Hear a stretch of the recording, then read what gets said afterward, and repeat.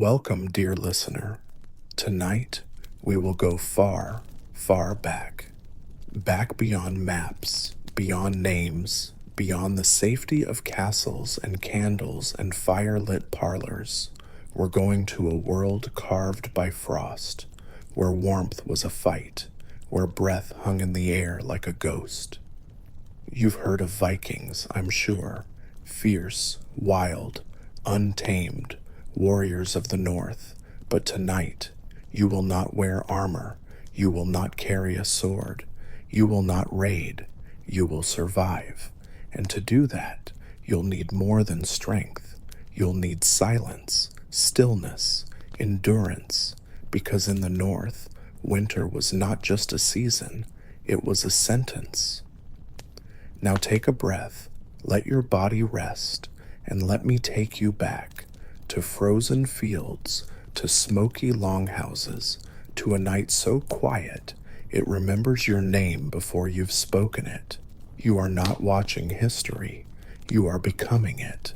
Let it happen, let it begin. The wind has already started. You are 10 winters old. That's how age is measured here, not by numbers, not by candles on a cake, but by how many seasons your breath has survived the cold. You live in a village by the fjord, wooden homes, thatched roofs, smoke curling from holes in the ceiling, like spirits trying to rise. Your bed is straw, your blanket is fur. Your lullaby is the sound of the wind battering the door like a drunk god. The smell in the longhouse is heavy. Damp wool, old broth, and a sourness that comes from sweat and waiting for the ice to settle, waiting for the snow to stop, waiting for someone not to come back. You share the bed with your sister. She is smaller, her hands stay curled even when she sleeps. She's been coughing for days. Your mother says it's nothing. Your grandmother doesn't speak. You pull the fur higher. Your fingers ache, even inside your mittens. They always ache now, as if even your blood is learning to move slower. There is meat hanging near the fire, but it is mostly bone now. The men went hunting 3 days ago. Only 2 returned. They say the others fell through the ice. They say the ice is angry this year. You believed them, because in this place, nature is not scenery. It is a god, and gods get hungry. Outside, the snow is deep enough to swallow the fence. You remember when it only reached your knees. Now it reaches your chest, and it keeps rising. The sun visits less and less. When it does, it feels like a rumor. You wear your boots even while sleeping, because you never know. The wolves come closer now, not in packs, one at a time, quiet, desperate, like you. Sometimes you hear them at night, not howling, panting, as if they are just men in a different form. You close your eyes, try to pretend the wood above you is the sky, that the smoke in the air is just mist from a spring morning, that the ache in your stomach is just forgetting. But the cold does not let you forget. It presses behind your eyes. It hums in your ribs. It makes your thoughts slower, like they too have begun to freeze. You think of the boy who vanished last winter. He went to the well for water, never came back. They found his shoes by the stones. That's all. Your father said the ground wanted him, and when the ground wants someone, there's no arguing. The oil lamp flickers. The flame stretches high, then leans low, like it's tired of trying. You watch it dance. Your eyes grow heavy, but you do not sleep, because dreams are colder than the world now, and harder to climb out of. Your sister shifts beside you. Her breath rattles, like wind through a broken flute. You reach for her hand. It is colder than yours. You do not let go, because that is the only rule left in this winter. Don't let go, not of warmth, not of hands, not of stories, especially not the stories. Because when the cold takes everything else, the axe, the firewood, the path home, stories are what survive. And tonight, you are one of them. Morning arrives like a shadow, thin, colorless, barely different from the night that came before it. The fire has died down again. Only a few coals glow in the pit, and even they look uncertain. You stir beneath the fur blanket, your limbs stiff with sleep that didn't keep you warm.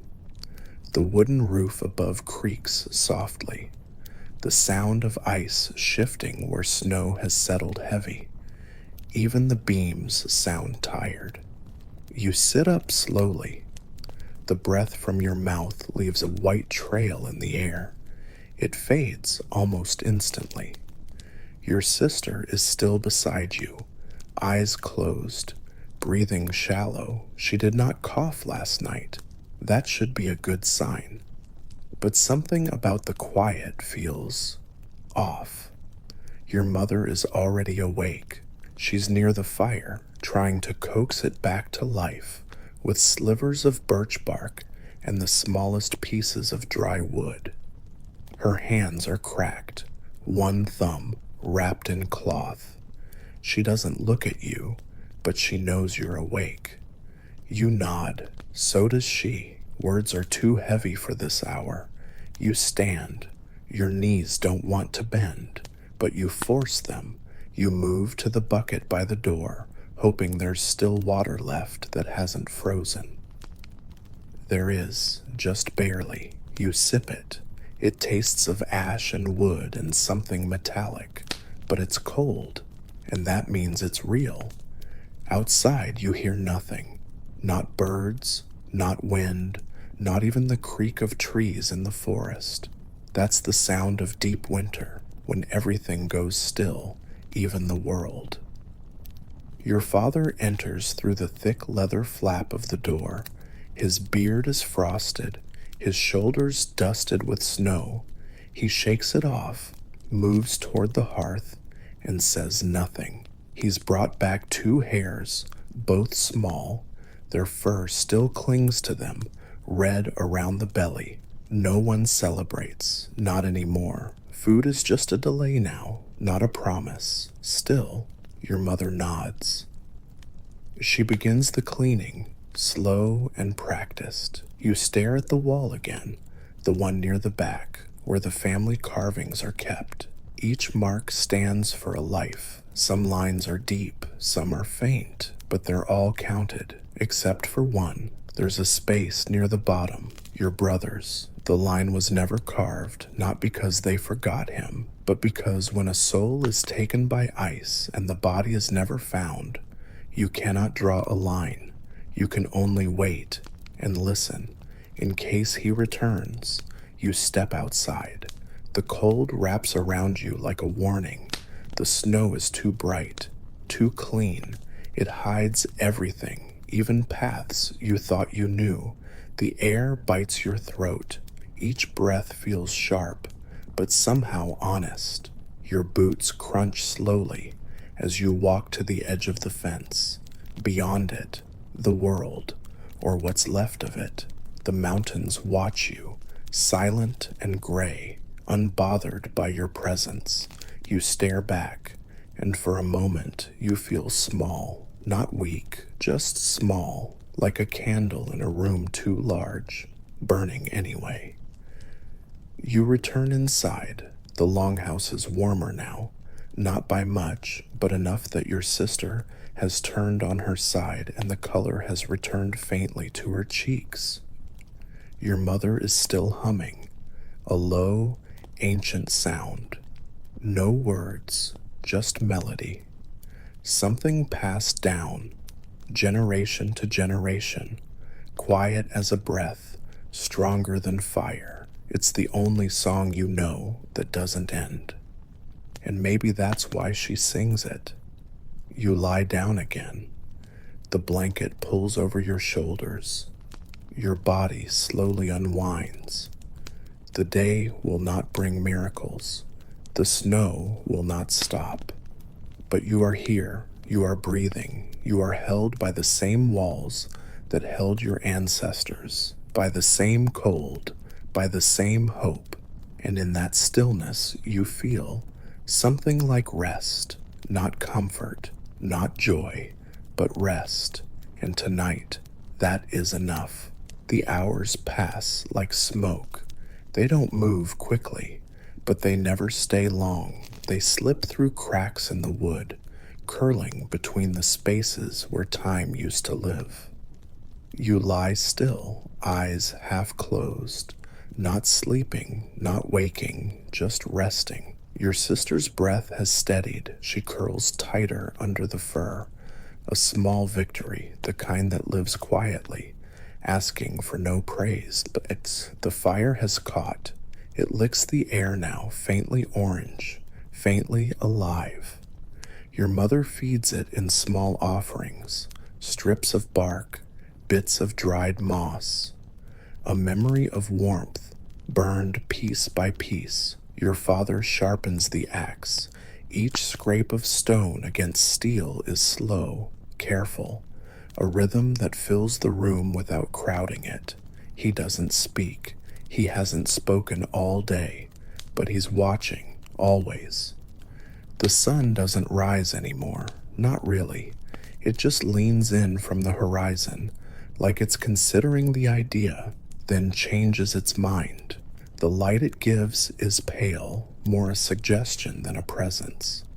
You drink broth, thin, warm, tastes of salt, bone, and something you can't name. Your stomach growls anyway, and that, strangely, feels good. Because hunger is proof that the body still believes in tomorrow. Outside, a crow calls once, then is silent again. You think of the story your grandmother used to tell about the birds that spoke for the dead, the ones who came when someone was about to go. She said if you stared at them too long, they'd speak your name aloud, and that meant it was time to lie down, to close your eyes and never rise again. You glance toward the door. You do not look for the bird. You've learned which stories are warnings and which are just truths dressed in old clothes. Your sister shifts again. You look at her, and for a moment, you see something that hasn't been in her face for days. Color, sleep, a dream, maybe. You wonder what she's dreaming of. Not fire, not wolves, not hunger, but something warm, something far from this house, from this snow, from this long, long season. You don't remember your own last dream, not fully, only flashes, a river, a woman with braided hair, a voice saying, "Not yet," then silence. You reach for your satchel near the bed. Inside, a carved tooth on a leather string, a strip of fabric once belonging to your brother, a stone shaped like an eye, talismans, not because they work, but because belief is the only fire you can carry everywhere. You rub the stone between your fingers. It's cold and smooth. It reminds you of the cave near the fjord, the one the village boys dared each other to sleep in. You did once, alone, and all night long you heard something breathing behind the wall. You never told anyone, not because you were brave, but because some stories grow stronger when shared, and you didn't want this one to grow. You place the stone back inside. The fire cracks once, then stills. Your mother hums again. Same song, same rhythm. A tune that sounds like snow falling, or tears that don't need to fall, or the soft space between a heartbeat and a sigh. You close your eyes again, not to sleep, to listen to the house, to the wind, to the weight of everything you carry, and for a moment, you imagine you are floating, not walking, not surviving, just floating through ice, through memory, through all the winters that have come and gone before you, and all the ones that still lie ahead. Night returns like it never left. It moves in without knocking, slipping between the logs, nestling behind your spine. You barely notice the change. Only the fire flickers differently now, casting longer shadows. Shadows that stretch toward the walls like they're listening. Your father has gone. He didn't say where. He rarely does. When men leave in winter, you learn not to ask, not to wait, not to expect. The door is tied shut behind him. A strip of leather, a knot you've watched your mother tie 1,000 times. She does it without looking, because sometimes, if you don't look, it can't be real. You're alone with the women now. Your sister, still resting, breathing light. Your mother, still humming, hands busy with things that don't make noise. And you, half listening, half waiting, half hoping for something to break the stillness without breaking the peace. The fire needs feeding again. You rise. Your legs ache from stillness. But movement comes easily enough.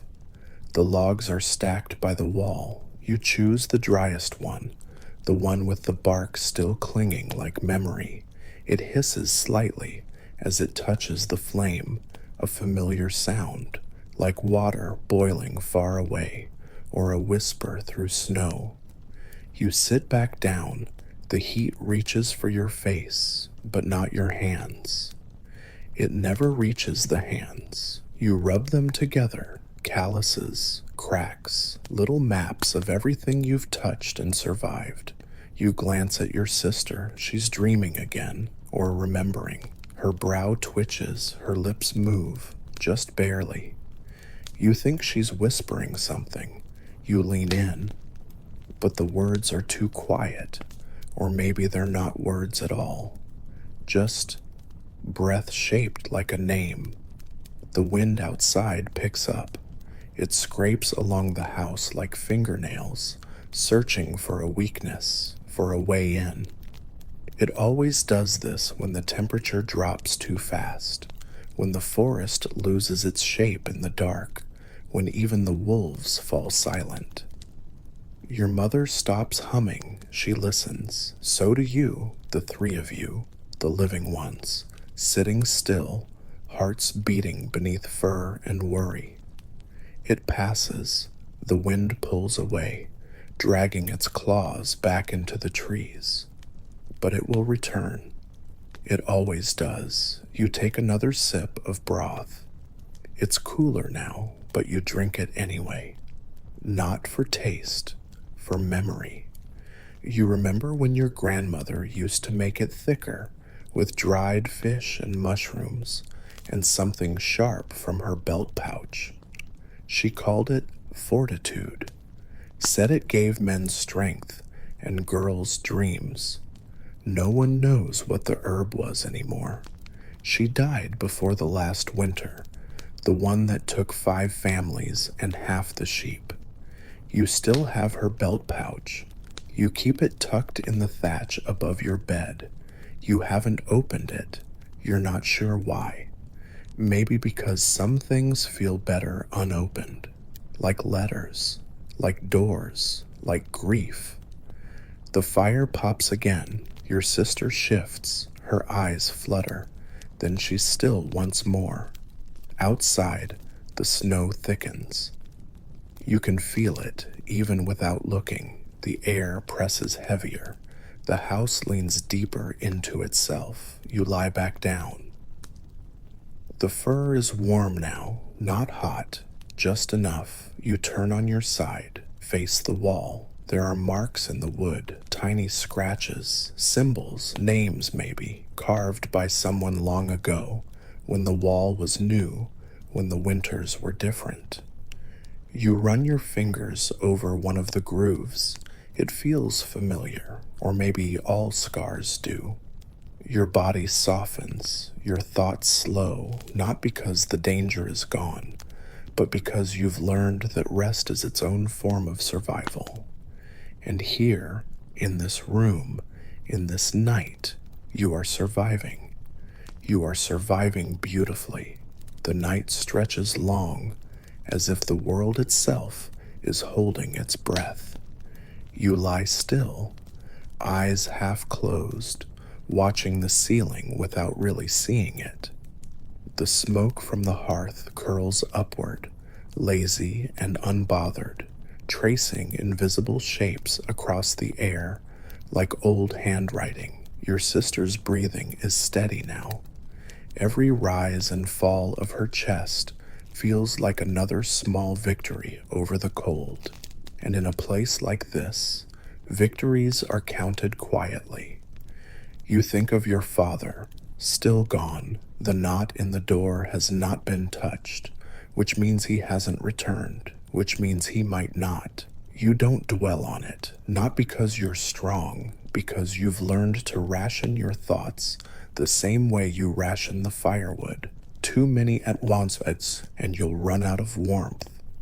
The cold creeps in through the floorboards. It always does. Not with violence, with patience. Like it knows this house has cracks that even memory can't fill. You pull the blanket higher. The fur tickles your chin, smells faintly of ash and old smoke. You shift your weight. The bed groans softly, a familiar sound, like the voice of something that has always carried you. You think of the old tales, the ones told in low voices when the fire burns low and the wind outside feels too curious. The stories of pale spirits who wandered the woods in winter, searching for those who looked too long at the stars. The ones who called your name not with words, but with the shape of your shadow in the snow. You used to fear them. Now you wonder if they were ever real, or if they were just the shape the cold took when no one wanted to say what it really was. You glance toward the hearth. The fire is smaller now, but alive.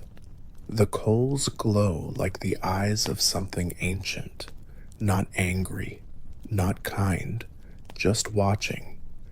There's a pot beside it, empty, waiting for tomorrow's water, waiting for someone to carry it to the stream if the ice hasn't grown too thick.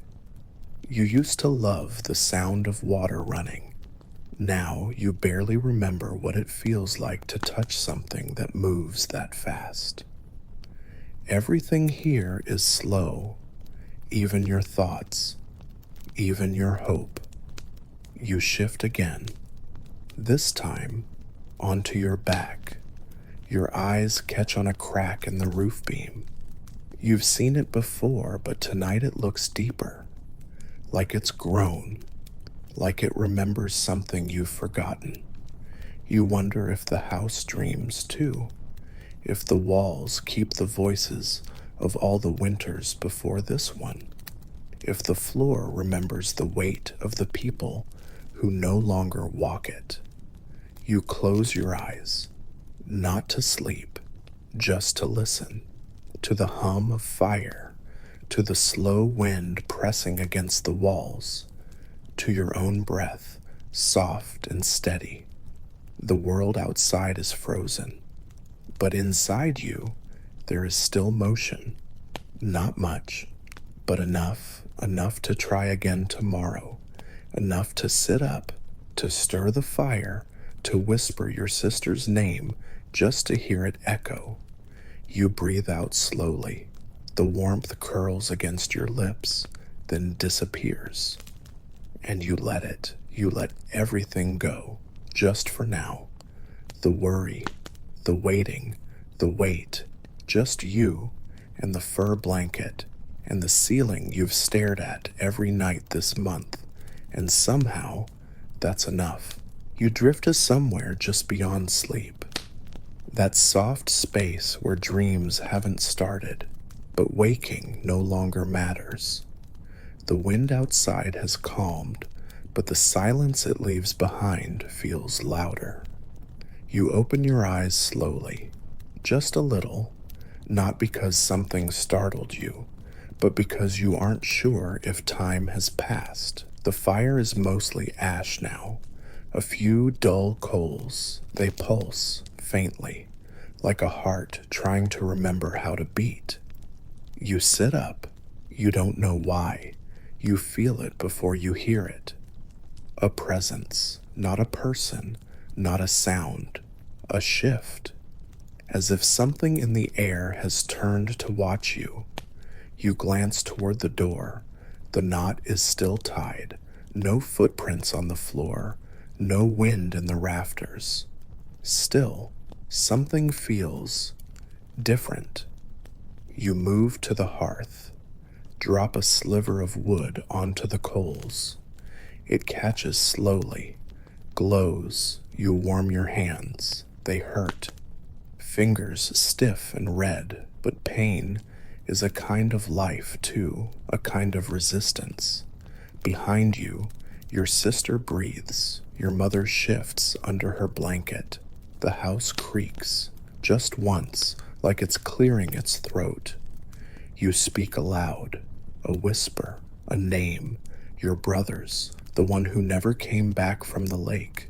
You say it once, not expecting an answer, but something inside you listens. Not your ears, not your mind, something quieter. You look at the back wall, the family marks. You trace your finger along the newest one. It's faint. You carved it 2 weeks ago when the neighbor's boy fell sick. He was gone the next morning. They burned the blanket. The mark is crooked. You didn't know how deep to press the knife. Next to it, your father's. He carved his own when he turned 20. You remember watching him do it. The room was smoky, and you thought he looked like a giant back then. Now, his mark feels smaller than your hand.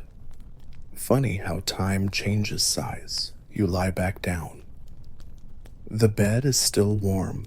The air smells like smoke and wool, the kind of comfort that never announces itself, but stays. You pull the blanket higher, close your eyes again, and something inside you softens, not because you're safe, but because you've made room for the fear. That's what it is, really. This survival, not the absence of fear, but the choosing to keep moving, even when fear stays in the room. Your body knows this now. It sinks gently into the mattress. Your hands loosen.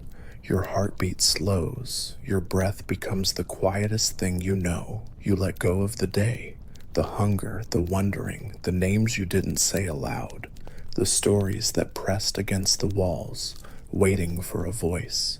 You do not answer them. You sleep, and for a little while, that is all the world asks of you. You sleep, and the house breathes around you. It creaks, not in protest, but like an old friend adjusting their weight, settling into a memory it has lived before. Outside, snow falls again. You do not hear it, but you feel the weight of it in the air.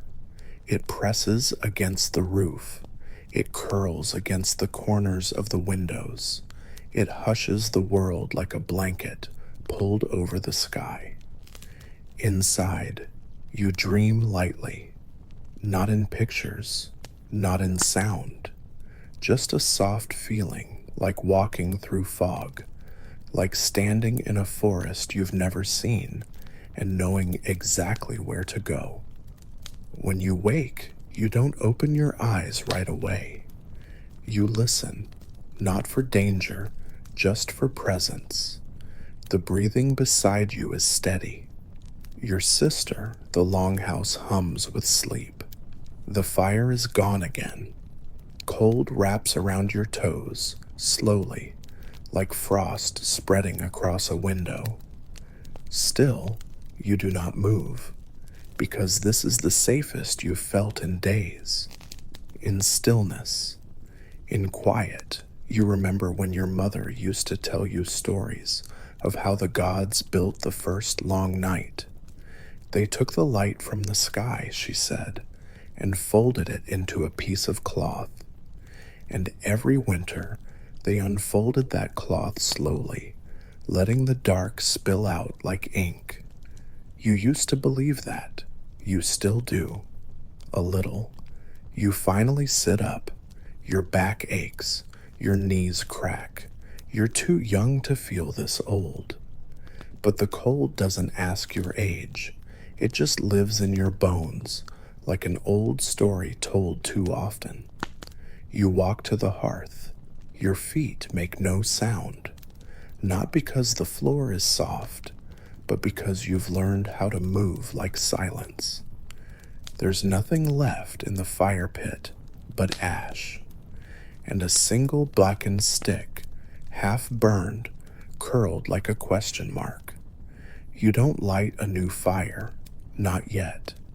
The cold is honest in the morning, and sometimes you'd rather feel the truth than chase warmth. You turn to the small shelf by the door. There's a wooden bowl, a bone comb, and a folded piece of cloth. You pick it up. Your brother's, still stained with something that might have been wine, or blood, or the winter berries he used to steal from the trees. You press it to your nose. It smells like dust now. Dust and old breath, but you hold it anyway, because grief doesn't live in grand moments. It lives in things like this, in soft fabric, in a forgotten scent, in the way you fold something that no longer belongs to anyone. You place it back.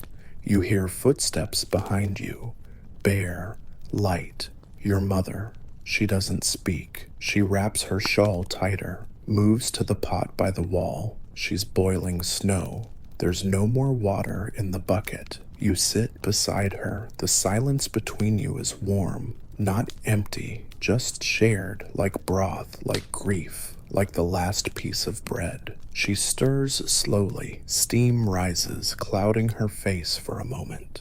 When it clears, she looks tired, but not broken. You ask if your father fainted in the night. She shakes her head, then places her hand on yours. That is her answer, and for now, it's enough. You sit like that for a while, watching water become water again, waiting for the light that doesn't rise, listening for footsteps that don't come. You lean your head against the wall. It's cold. The water in the pot begins to boil, slowly, softly. Little bubbles rise, then vanish, like thoughts you didn't mean to think, like names you meant to forget. Your mother stirs, not for purpose, but for rhythm.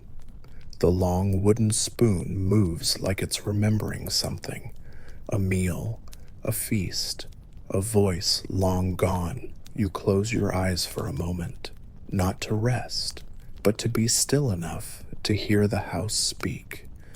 And it does, not in words, but in pulses, in sounds you've learned to read like scripture. A soft crack in the roof, a groan in the floor, a flick of wind finding its way between the planks. This is your language now, the language of long winters, the language of survival. You open your eyes again. The pot has stilled, the flame underneath it has died. No one says anything. Your sister wakes, eyes wide, as if she's startled by the brightness of the dim room. She blinks, stretches, whispers your name. You smile, a small one, the kind that exists only to answer someone else's need. She crawls closer, tucks her feet under the fur, shivers once, then sighs. You wrap your arm around her shoulders. You don't ask how she slept. You already know. Everyone dreams of warmth here, even when they don't admit it, especially when they don't admit it. Your mother passes each of you a small wooden cup. Inside, warm snow water. No herbs, no taste, but warm. Your sister drinks quickly. So do you. It burns a little going down, but that's the point. To remember your throat is still yours. To feel fire, even if it's faint. Your mother goes to the door, unties the leather strap, opens it just enough to look out. Snow has buried the lower frame. The wind sighs past her, but she doesn't flinch. She watches for a long moment, then shuts it again, not because she saw anything, but because she didn't. And sometimes that's worse. You help her move a log to the hearth, heavy, damp, still crusted with moss from before the ground froze. It won't catch easily, but you try anyway. Flint, steel, sparks that light nothing. Then, one ember, glowing brave and small. It grows. Your sister claps once. The sound echoes too loudly in the room, but no one tells her to be quiet. Not today. The warmth creeps outward from the flame to your fingertips, to the space behind your ribs that forgot what soft heat feels like. You close your eyes again. This time, you do rest. For a minute. Maybe more. Time is slow now. Like everything else, you hear your grandmother's voice in your mind, telling the story of the moon god who stole winter from the sun and hid it in the trees. She said that's why no one cuts birch before the thaw, because it remembers, because it whispers. You used to laugh at that. Now you believe it, because the trees do whisper, and not all voices need mouths. You open your eyes to the flicker of firelight on the ceiling.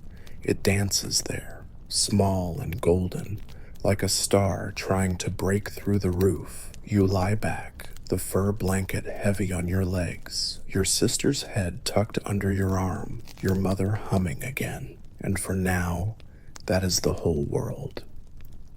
Not the snow, not the wolves, not the men who never returned. Just this, just you and them, and the warmth that lives despite everything, but real. And today, that's the only kind of comfort that matters. The fire breathes, so do you. For a while, there is only that. Breath, and the tiny sounds it makes as it leaves your lips and vanishes into the space between shadows. The room is quiet now, not empty, not cold, just quiet. The kind of quiet that happens when nothing is expected of you, when you are allowed to simply be. Not brave, not useful, not even strong, just present. Your sister has fallen asleep again, her head tucked into the crook of your shoulder, her fingers curled like small roots. Your mother sits with her back to the wall, her eyes closed, not sleeping, but not watching either, just existing in that soft middle place between action and stillness. The fire crackles gently. It gives off a sweetness now, a scent of moss and damp bark, as though the forest still lives inside the log, reluctant to let go. You breathe in. Let the scent fill your chest. It's better than food. It's better than memory. It's warmth. Outside, the wind shifts again. You hear it drag across the roof like a rake through frozen soil. But it doesn't worry you. The house has heard that sound before. It's stood longer than most men who built it. It will stand longer still. Your eyes move to the far end of the room. A shadow dances there, not threatening, not out of place, just familiar. The way shadows are when they belong to something you've forgotten, but that hasn't forgotten you. It moves with the firelight, gentle and rhythmic, like a figure rocking, like someone once did when you were smaller and the winters felt longer. You remember a hand on your back. A lullaby in a language you never learned, but the meaning stays. It always does. You lie back slowly. The wooden bed creaks again, but not in protest, in recognition. It knows your weight, your shape, your silences. Your sister stirs. You whisper her name, softly. She mumbles something in return, a word that might have been yours, or something from a dream she's not ready to leave. You smile, even now, even here, because that is what the fire brings back. Not just heat, but softness, the right to smile even when nothing is certain, especially then. You hear the wind again, distant, then closer, then gone, as if it too was just passing through. Your mother has begun stitching again, a scrap of leather in her lap. The needle glinting in the firelight, thread pulled from the hem of an old tunic. You wonder what she's making, but you don't ask. Sometimes the asking spoils the spell. Sometimes silence is the kindest sound in the room. You close your eyes again, this time not out of fatigue, but out of choice, because here, in this moment, you are not cold, not forgotten, not afraid. You are wrapped in fur and firelight and breath, and that is enough. It always was. You drift, not into sleep exactly, but into something softer, a slow turning inward, a kind of floating that doesn't need distance. You are not awake, not entirely, but not gone either. The room has grown quieter still. The fire, now just low orange coals, gives off the kind of glow that doesn't try to reach the corners. It stays close, near the center, breathing slowly, as if tired from keeping the dark at bay all night. You hear the tiny clicks of your mother's needle, the whisper of thread through leather, a sound older than language, more rhythmic than time. Your sister shifts under the blanket. She sighs in her sleep, her breath catching on something only dreams understand. You don't open your eyes. You listen to the house, to the sigh of the smoke as it curls into the rafters, to the heartbeat behind your ribs, slow and steady, the most ancient drum. The air has cooled again. You feel it at your ankles, where the blanket doesn't reach, but it doesn't bother you, because now warmth is not just fire, it's memory, it's presence. It's the feel of her hand resting lightly on your shoulder when she thought you were already asleep. She does that sometimes, doesn't say a word, just rests her hand, as if to remind you that you are still here, still hers, still alive. You hold your breath for a moment, just to listen to hers. Two people breathing in rhythm, a song the cold can't touch. You remember a story, one your father told long ago, of a man who built a fire so strong, so hot, it burned even in the snow, and when the gods saw it, they grew jealous, so they sent wind and hunger and endless night. But the man didn't fight. He simply sat beside his flame, and each time the wind blew harder, he whispered to it gently, not in anger, not in fear, but with thanks, because even a jealous god can be warmed by a good fire. You always liked that story, because the man didn't win, and he didn't lose. He just stayed. He kept his fire burning, And in the end, that was enough. Your mother has stopped stitching. You hear her set the needle down. The thread brushes wood. She sighs. That sound again. The one every mother learns when she runs out of ways to keep everyone fed, but keeps going anyway. You want to tell her it's okay, that this quiet, this warmth, this moment is enough. But you don't speak. Instead, you turn slightly in your blanket, just enough to feel the fabric settle around you, to feel the weight of sleep returning like an old friend. Outside, the wind returns, gentler this time, like a lullaby hummed by the trees. You let it sing. You let your breath fall into step with it, and slowly, softly, you begin to vanish again, not from the world, but into the part of yourself where winter can't reach, the part that remembers spring, the part that waits quietly beneath every storm. The morning doesn't come all at once. It arrives in pieces, like a shy guest at the edge of a gathering, waiting to be noticed, waiting to be let in. A faint light gathers near the door, pale gray, colorless, but softer than the night.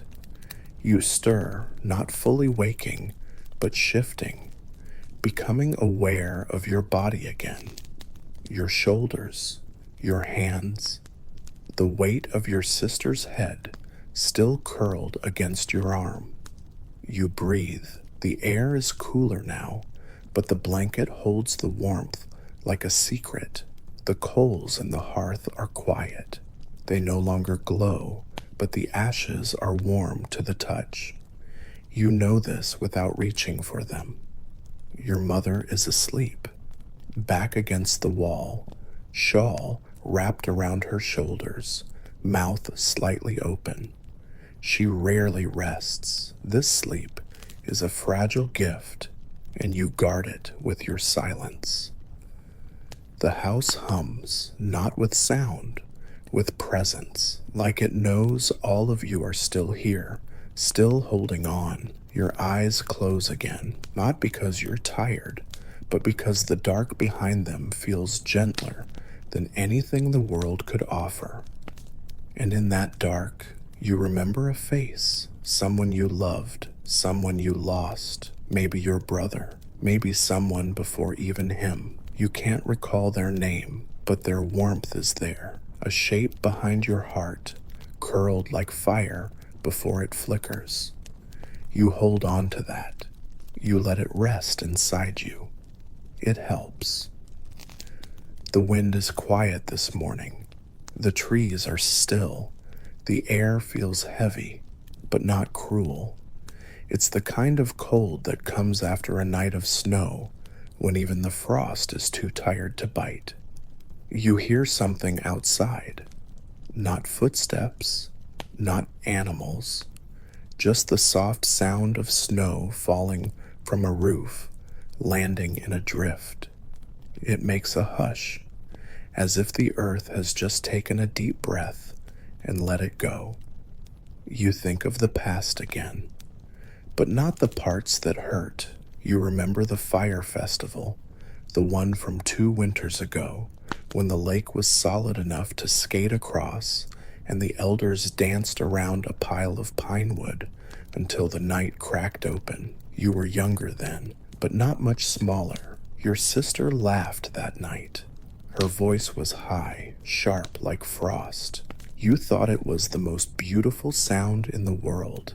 You still do. You let the memory rise, then fall. Like breath, your body relaxes again. The cold remains, but it's no longer a threat.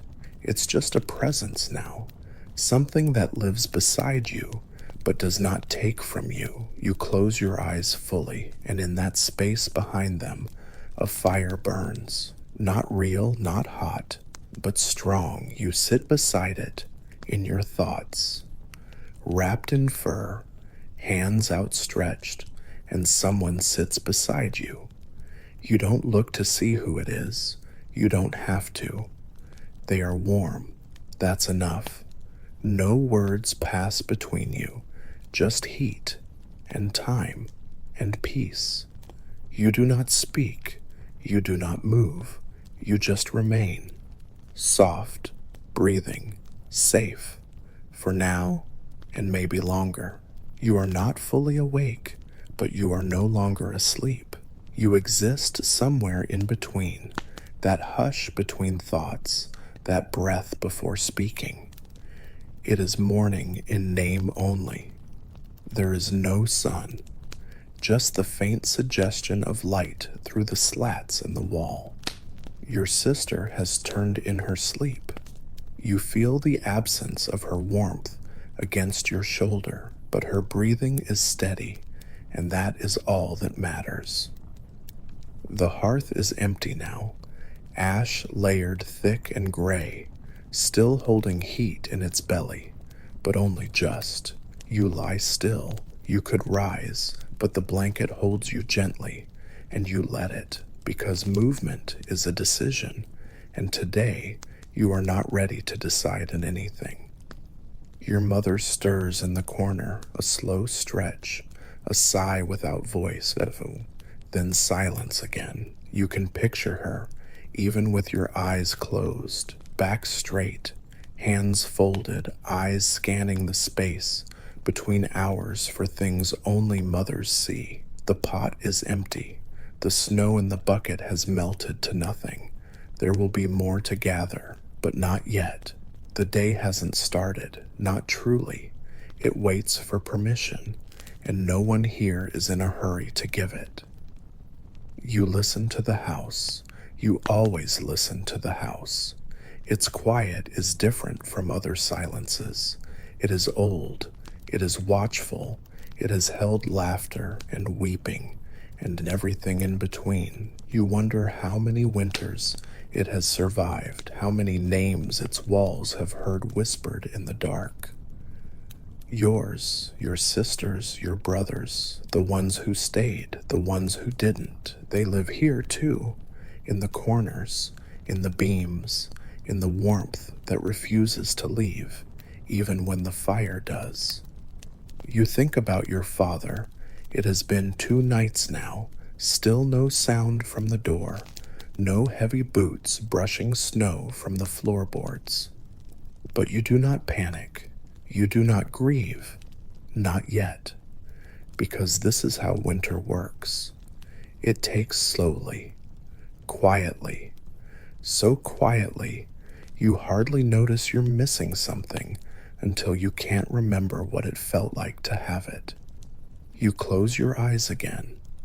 The breath you take in is cool, tastes of smoke, of sleep, of stories you once believed with your whole heart, and maybe still do. Your sister speaks in her sleep, a single word. Motor. Mother. You don't know if she's asking or remembering. You let the sound drift.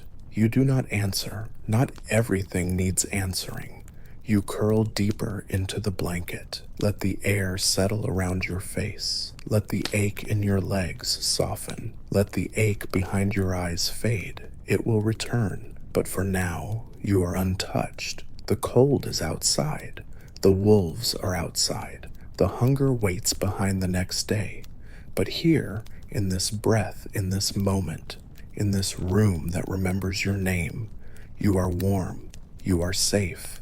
You are still. You do not rise. The world does not ask you to. You remain beneath the fur, beneath the ceiling of old beams and older air, wrapped not only in warmth, but in the slow understanding that some mornings are made only to be survived, not conquered. Your sister's small frame presses gently against yours. Her breathing is light now, even that cough, the one that held your breath hostage for nights, has faded. For now, you do not ask for more than that. You've learned the cold teaches without words. It teaches through absence, through stillness, through the slow, deliberate silence that settles in the bones before it reaches the skin. Your mother moves by the door. She's opening it just a little, just enough to glimpse what the day might hold. The leather binding creaks. Cold air snakes in around her legs. You smell the snow before you see it. Clean, sharp, like something that wants to erase everything that remembers warmth. She closes it again. No need to say what she saw. No light, no figures returning over the ridge, no miracle waiting behind the hill, but also no danger. That too is something. She turns to the hearth, kneels slowly. Her joints sigh as they bend. She feeds the fire's ghost, a sliver of bark, a curl of straw, the last of the pine shavings. It catches, only barely, but it lives. You open your eyes. The glow is dim, but enough to color the walls again, to remind you that this place, though old and tired, has not given up. You sit up. Your sister groans softly beside you, turns, buries her face in the blanket. You smile. There is a kind of holiness in that small refusal to meet the day. You stretch your arms slowly. Everything aches.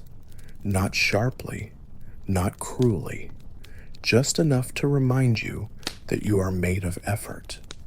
You step lightly across the floor. The chill greets your feet without apology. The fire is stronger now. Its warmth creeps upward, reaching toward your face, like a hand that remembers how to hold. Your mother nods at you. Still no words. But the nod says, "We are here. We are not broken. We continue." You pour a little snow water into a clay bowl. Drink slowly. It is bitter, flat, but real. And real is enough. You wrap the fur around your shoulders and return to your place beside your sister. She hasn't moved, but her breathing has changed. Deeper now, she is dreaming again. You wonder what world she's gone to, what version of this house she sees, where no one leaves, no one shivers, no one waits. You close your eyes, let the fire crackle, let the floor creak, let the cold murmur at the door. You are listening to a lullaby sung not in voice, but in time, in breath, in the simple grace of having survived one more night. The gods are quiet now, the wolves are resting, and for the first time in many nights, you do not feel like a shadow wearing skin. You feel like someone who has a name, a place, a home, and that is everything. The fire crackles softly. It isn't strong, but it's enough to stretch a little warmth into the middle of the room, enough to keep your fingers from going stiff, enough to keep the cold from climbing inside your thoughts. You lie back down, not because you're tired, but because the warmth of the blanket still feels like a promise. And you've learned to take every promise winter offers, even the small ones. Your sister murmurs something, a word you don't quite catch. It vanishes beneath her breath before it can land. You don't wake her. You don't answer. Some dreams are meant to stay untouched. Your mother is moving slowly now, gathering the last of the bark from the bundle in the corner, her shawl wrapped tight, her hands red at the knuckles. There's no food this morning, nothing to chew, nothing to sip. Just the water, cooled now, resting in a cracked wooden bowl. Your stomach doesn't grumble, not anymore. It's learned the shape of waiting. You stare at the beams above you.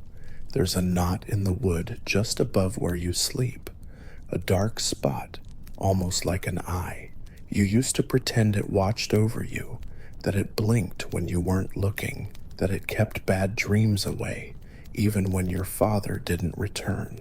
You still believe it, just a little, because when the dark is long, you take your protectors wherever you can find them. Even in the wood grain, your fingers play with the edge of the blanket.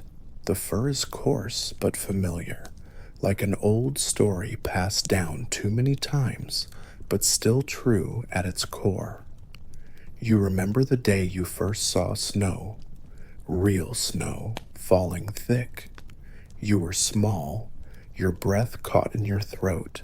It felt like the world was shaking loose its secrets. You asked if it would always be beautiful. No one answered, but now you know. It's still beautiful, but also dangerous, also quiet, also deep, like most beautiful things.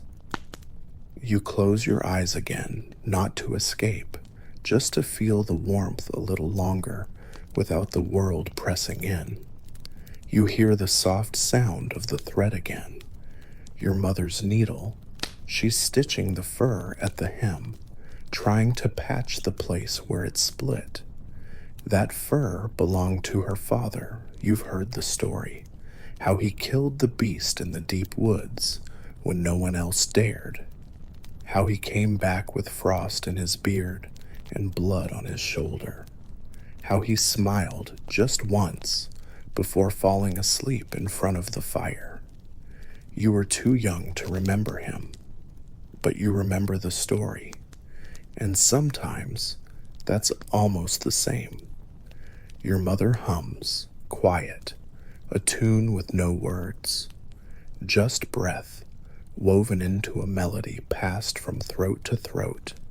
You've heard it since before you knew what sound meant. She hums it when things are still. She hums it when things are uncertain. She hums it now, and the sound warms the space more than the fire ever could. You turn your head, watch your sister's face. She's still asleep, but her brow has relaxed. Her lips part slightly. You can tell her dream is kind tonight. You let your eyes drift shut again. The air is still. The house creaks once, just a whisper in the wall. You smile, because you know that sound now. It's the sound of staying, the sound of something that has bent, but never broken. And so have you. The light doesn't change much. It creeps in from the cracks above the door, from the slits where the wall meets the roof. Not golden, not warm, just pale. A gray that touches everything, but brightens nothing. You don't mind. You're used to this kind of morning, the kind that doesn't announce itself, the kind that waits for you to wake on your own and doesn't punish you for resting longer. Your sister stirs again. This time, she opens her eyes. They are clear, not heavy like before. You whisper her name, and for once she smiles before saying yours. It's small, but it lands like spring, soft, rare, possible. You sit up, wrap the fur tighter around your shoulders. The air bites a little now. The coals in the hearth are cold, and your mother is still, head resting against the beam, eyes closed, breathing slow. She must have dozed off while stitching. You watch her for a while. The lines in her face look softer in sleep, as though she's handed her worries to something else for a moment. Maybe the ancestors, maybe the house itself, maybe nothing at all. You're grateful that she sleeps, because no one deserves rest more than the one who never asks for it. You rise slowly. Your joints stiffen as you move, but you're used to it. The blanket drops from your shoulders. The cold greets your skin like an old friend, unforgiving but familiar. You walk toward the bucket near the door. Empty. You knew it would be, but you check anyway. Outside, the snow presses against the door, silent but heavy. You push it open an inch, just enough to pull in a breath of cold air. It hits your lungs like smoke, clean, sharp, alive. You look out. The world is white, not just covered, drowned. The fence is gone. The woodpile is a soft mound. The trees look like ghosts, rooted in silence. You close the door, not out of fear, just because it's too much to hold all at once. You walk back to the center of the room, kneel at the hearth, touch the coals, still faintly warm, enough to try. You begin again, bark, straw, the smallest splinters from the edge of the firewood stack. You strike the flint, the spark jumps, misses, again and again, then a catch, a thread of orange, a flicker, a beginning. The fire is back, not large, but alive. You cup your hands around it, whisper something, not words, just breath, just presence. Your sister has sat up now, blanket wrapped around her shoulders, watching you. She doesn't speak, but her eyes say thank you. Your mother stirs again, smiles, half asleep, and pulls the shawl over her eyes. You sit together, no one talks. There's no need, because in that moment, the fire speaks loud enough, and its language is survival. Not defiance, not pride, just presence, just warmth, just here. You rest your hand near your sister's. She reaches without looking, and there, with the coals glowing orange again, and the sky too pale to promise anything, you let yourself breathe.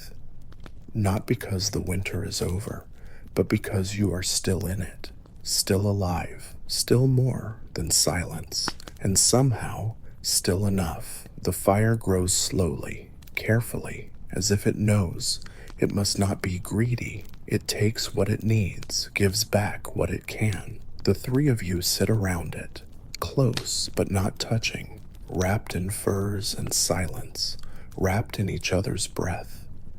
Your sister cradles her cup of water like it's the last warmth in the world. She sips it gently, as if afraid to wake the air. Your mother watches the flames. Her eyes are far away, not lost, just remembering. You do the same. You remember a summer, one long ago, when the light never left the sky and you swam in the fjord without fear, when your brother lifted you onto his shoulders and said you were taller than the mountains. You remember his laugh. It comes back now in pieces, like hearing a melody underwater. And still, you smile, because memory is the only place where time is kind. You look down at the fire. It crackles once, and a spark flies upward, vanishes into the rafters like a star that chose to fall early. You stretch your legs. The ache in your knees has returned, but it's dull now, manageable, like an old ache you've made peace with. Your mother begins to hum again. The same tune, the only one. Your sister leans her head against your arm. She doesn't speak, doesn't need to. You let the moment hold you. Let it wrap around your shoulders like the fur. Let it soften the sharp corners inside your chest. The storm outside has quieted. You hear the snow falling again, gentle now, not a threat, just a reminder, a rhythm. You wonder if the world will ever be loud again, if voices will fill the longhouse the way they used to, if songs will echo from the hilltops. But not now, and not soon, and somehow, that's okay. You poke at the fire, shift the logs. The orange grows stronger, the warmth spreads, the flame sways, not wildly, but with grace. You watch it like a prayer. No words, just attention, just hope made visible. You glance at your sister. She's fallen asleep again. Her cup empty, her hand relaxed. Your mother is still humming, eyes half closed. She hums not for comfort, but for memory, to remind herself that she is still capable of giving, even now, especially now. You lie back again. The floor is cold, but the blanket remembers your shape. You shift, sigh, and let your body settle. Everything is quiet, not hollow, full of breath, of presence, of life lived carefully, moment by moment. You watch the firelight flicker on the ceiling. It paints shapes that vanish as soon as they form, but for a second, they are beautiful, just like everything that survives this winter, brief, worn, but still burning. And you are one of them. You do not move, not because the cold holds you down, but because peace does, a gentler weight, one you welcome. The fur against your skin is warm, not hot, not blazing, just steady, like someone keeping watch beside you, saying nothing, asking for nothing, only staying. Your sister is breathing softly beside you, a little snore, not quite formed, a sound that would have made you laugh last summer, but now it makes you still. She is here. That is enough. Your mother hasn't moved in a while. She sits in the corner, shawl tight around her arms, needle and thread forgotten in her lap. Her head is tilted back slightly, not asleep, not awake, a place between. You know it well. The fire hums. Its glow no longer dances, but pulses, like a heartbeat, like time slowing down on purpose. You study the ceiling again, the beams, the knot in the wood that's become your anchor. It hasn't changed, but you have, and the knot knows. You close your eyes, let the warmth settle over your face, let your breathing follow the rhythm of the house, the wood, the smoke, the sleeping girl beside you. You think about the stories again, the old ones, the ones about spirits in the hills, and creatures in the frost and gods who walked through the snow in human form, just to test your kindness. You wonder if they're still walking, if one has already sat in this very room, silent, disguised. Maybe they were the hunter your father met once, or the old woman who gave you a charm wrapped in wool and said nothing as she walked away. You still have the charm, a wooden disc, carved with something you couldn't read then and still can't. You keep it under your sleeping mat. You don't touch it often, but you know where it is.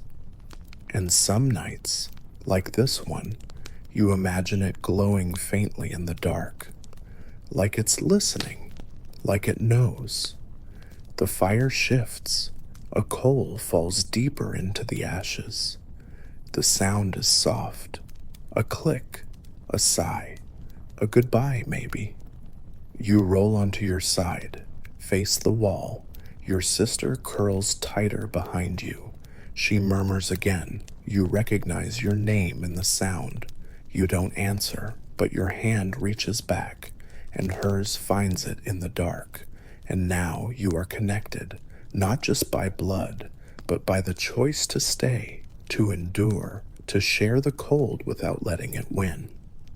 Outside, the wind rises again, but the house doesn't tremble. It leans into the sound, like it's heard this song before, and you do the same, because now you understand. The wind is not here to scare you. It's here to remind you that you're still alive to hear it. You breathe in slowly, then out. Let go of the weight behind your eyes. Let go of the names you haven't said aloud. Let go of tomorrow. There is only this breath, this blanket, this bed that smells of wood smoke and warmth, this sister, this hum of life. And that is not nothing. It is everything. You lie still, eyes closed, but not in sleep, not yet. Instead, you're resting in that slow, sacred space between thought and dream, between the fire's last breath and the silence that comes after. Your sister's hand is warm in yours. She doesn't grip it. She doesn't need to. It's just enough that it's there, that you're not holding the night alone. Your mother has stopped humming. She sleeps now, deep and quiet, her breath rising and falling in time with the house itself, like the walls and roof are breathing with her, keeping her safe. You open your eyes just for a moment. The fire is almost gone. Only coals now, soft, dim, like the last lantern at the end of a long journey. You stare at them, not with fear, not even with longing, just recognition. They have done their job. They warmed the room. They held the dark outside the door. They stayed, like you. You roll onto your back again. Let the weight of the blanket sink you deeper into the bed. Let the air wrap around your face and remind you that it's okay to stop now. There is nothing more to do, nothing more to hold. The world outside will wait. You hear the wind again, not as a howl, but a breath. You wonder how far it's traveled, how many homes it's passed, how many faces it's touched. Maybe it remembers you, maybe it always has. You think of the river in spring, of moss under bare feet, of sunlight so soft it feels like a mother's hand. You're not there yet, but it's waiting, and it's enough to know that someday you might see it again. For now, you're here, in this house, in this hour, in this bed that has held your sleep for more nights than you can count. You close your eyes again for the last time tonight and let everything fall away. The snow, the fire, the silence, even your name. You let go of it all because rest has found you at last, and it asks